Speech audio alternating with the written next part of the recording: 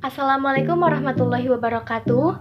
Halo semuanya, pada video kali ini saya akan membahas mengenai pengelolaan lingkungan hidup, analisis mengenai dampak lingkungan atau biasa disebut dengan AMDAL. Pada video kali ini saya akan membahas mengenai AMDAL yang berkaitan dengan sektor perbankan. Sebelum masuk ke materi, izinkan saya untuk memperkenalkan diri. Perkenalkan, nama saya Nurul Hidayah, NPM 20510200118 dari Program Studi Perbankan Syariah kelas B, Universitas Islam Negeri Raden Intan Lampung. Pembahasan yang pertama di sini kita akan membahas mengenai masalah. Yang pertama adalah urgensi terhadap kredit green banking dalam hukum perbankan Indonesia.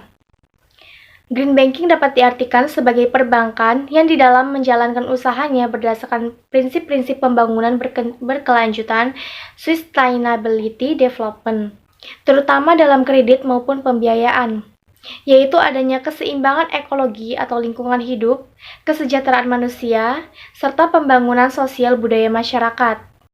Urgensi green banking merupakan suatu kondisi yang harus segera ditindaklanjuti ataupun memaksa lingkup perbankan untuk lebih memperhatikan aspek tersebut. Permasalahannya adalah perbankan Indonesia umumnya masih ragu untuk memberi perhatian lebih besar terhadap permasalahan lingkungan. Hal itu terkait dengan paradigma lama yang menyebutkan bahwa bank adalah sebagai entiti bisnis, dimaksudkan untuk mencetak laba setinggi-tingginya. Urgensi pengaturan green banking dalam kredit perbankan di Indonesia sudah saatnya digencarkan.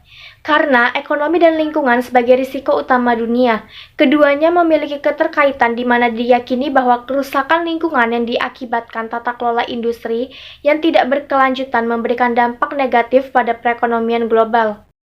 Sehingga diperlukannya roadmap, matrik, dan peraturan untuk pelaksanaan green banking, dan Bank Indonesia hendaknya peraturan yang mengikat dan terperinci.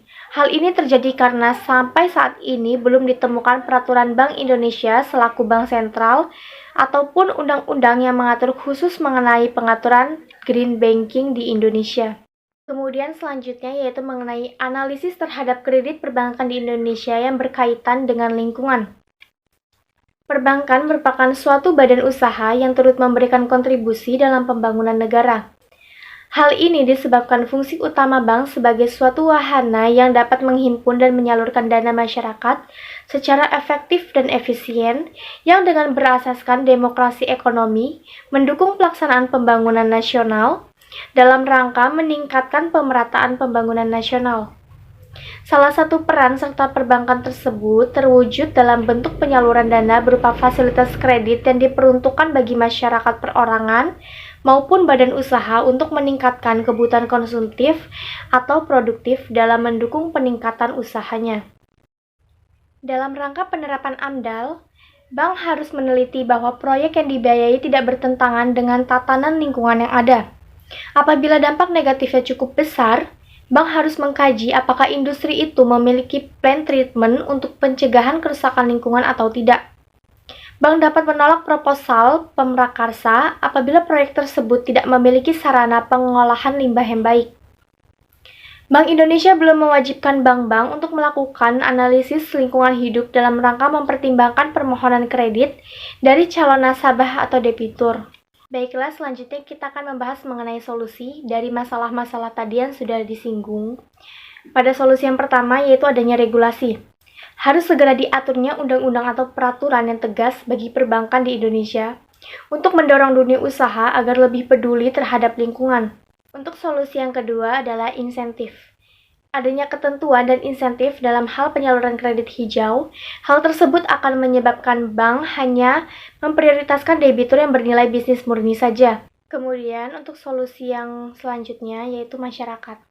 Kecenderungan sebagian besar masyarakat bermitra dengan bank adalah ditinjau dari sisi tingkat bunga. Artinya, nasabah dana akan menempatkan dananya pada bank yang bersedia memberi rate tinggi, sedang debitur cenderung akan memilih bank yang memberi suku bunga rendah. Selanjutnya yang terakhir adalah sumber daya manusia. Banker pada umumnya mempunyai latar belakang bisnis sehingga yang menjadi orientasi utama adalah profit.